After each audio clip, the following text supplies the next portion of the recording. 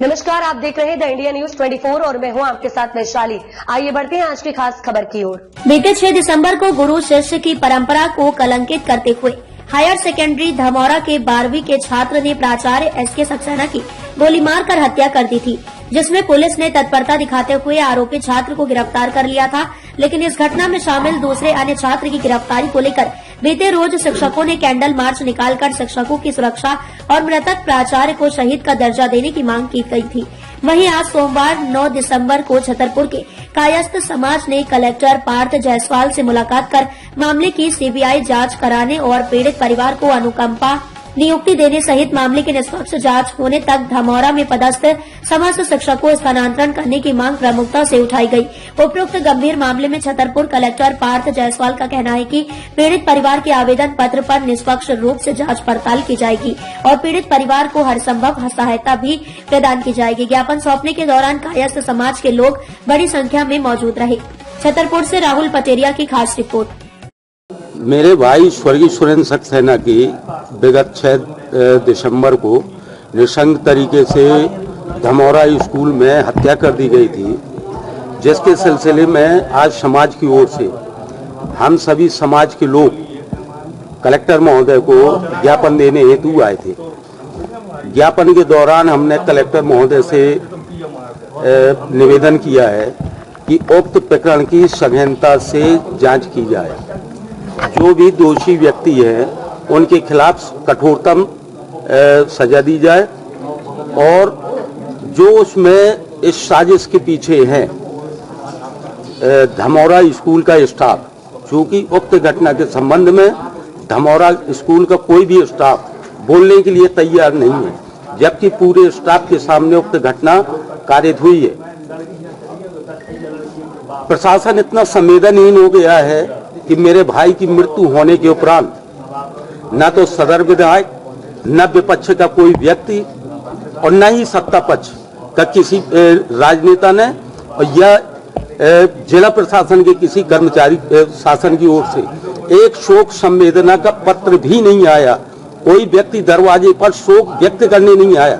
ये हमको सबसे जो बात है वो बहुत अंदर से प्रताड़ित हम हो रही इस चीज को लेकर। कलेक्टर साहब से मुलाकात की है, किस तरीके का? और इसी संबंध में हमने कलेक्टर साहब से मुलाकात की है। कलेक्टर साहब से कहा हमने कि चूंकि हमारे भाई की हत्या कार्यस्थल पर की गई है, वो एक कर्तव्यनिष्ठ और ईमानदार व्यक्ति थे।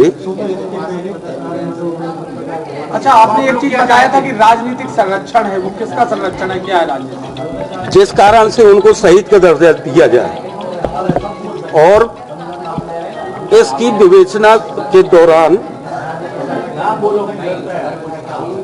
एक सदम यादव करके बच्चा है जो नाबालिग बता रहे हैं, उसको अरेस्ट किया गया है और एक दूसरा सह आरोपी है जो मनीष यादव करके।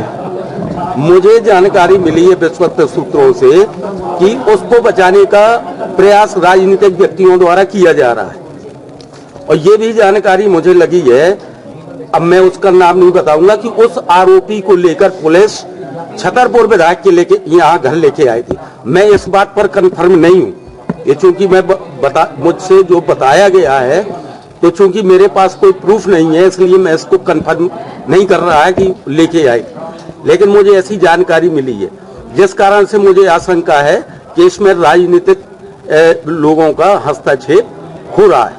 छतरपुर विधायक कौन? आज मैं कलेक्ट्रेट आया हूँ छतरपुर के।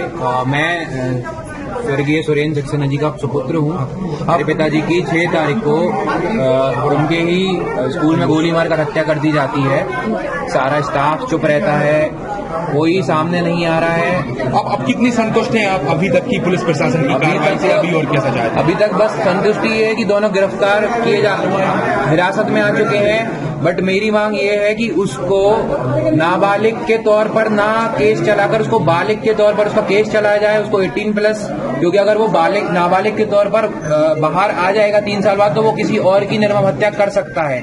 वो आदतन आरोपी है। उसके इंस्टाग्राम, उसके फेसबुक पे उसने लिखा है कि आज के खेल कल बेल परसों फिर खेल, तो इस तरीके के उसने लिखा है। तो मैं चाहता हूं कि उसको कम से कम फांसी की सजा होनी चाहिए, और अगर ये नहीं होता है तो मैं आगे तक जाऊंगा, सुप्रीम कोर्ट या राष्ट्रपति तक जाऊंगा, क्योंकि मेरे पापा की निर्मम हत्या की गई है। और जो उसका सहयोगी है उसको भी उसके हिसाब से सजा दी जाए। कम से कम 10 साल की उसने मदद करी है उसकी भागने में। जो सदम यादव है उसका सोशल मीडिया पे वो अपना सरकार लिख के चला रहा है, गुंडा राज चला रहा है। मुझे मेरी फैमिली से कोई मिलने नहीं आया, कोई प्रोटेक्शन नहीं दी गई है। कल के दिन वो बाहर आकर कुछ भी कर सकता है। तो मैं मांग करता हूं कि उसको नॉन बेलेबल ऑफेंस है ये, तो उसको बेल नहीं प्रदान की जाए किसी भी सूरत में, और उसको फांसी की सजा तक पहुंचाया जाए। आज जो हमारे अभी विगत 3 दिवस पूर्व एक शासकीय स्कूल के जो हमारे प्रिंसिपल हैं जिनकी डेथ हो गई है, उनके आज परिजन और उनके समाज के कुछ लोग आए थे। उन्होंने हमसे सर्वप्रथम इस पूरे घटनाक्रम की निष्पक्ष जांच की मांग करी है। तो इसके लिए उनको ये आश्वासन दिया गया है कि पूरे घटनाक्रम की निष्पक्ष जांच की जाएगी। साथ ही साथ उनको हमने जिला प्रशासन की ओर से हर प्रकार की संभव मदद करेंगे। उनके भविष्य के लिए अगर आगे भी कोई और मदद की ज़रूरत होगी तो वो भी हम करेंगे। साथ ही साथ जो उनकी कुछ और मांगे थी, एक अनुकंपा नियुक्ति की और उसके अलावा अंत्येष्टि की राशि की प्रदान की, उसके लिए भी मैं संबंधित अधिकारी को निर्देशित किया है कि समय सीमा में उनको ये सभी जो उनकी पात्रताएं हैं शासन की राशियों की, वो सब उनको मिल जाएंगी। सर, मृतक प्रिंसिपल के पुत्र का कहना है कि स्टाफ के सामने घटना हुई है, स्टाफ पुलिस को कुछ भी बताने को तैयार नहीं था और कह रहे हैं कि उनको वहां से हटाया भी जाए। ये इंश्योर करेंगे कि जांच जो है वो पूरी तरीके से निष्पक्ष हो और जो भी इसमें दोषी हैं उनको ऊपर कड़ी से कड़ी कार्रवाई हो, किसी प्रकार का उनको संरक्षण नहीं मिलेगा। ये हमारे जिला प्रशासन और पुलिस की ओर से यही प्रयास रहेगा। अब तक के लिए इतना ही। वीडियो को लाइक और शेयर करें और चैनल को सब्सक्राइब करें।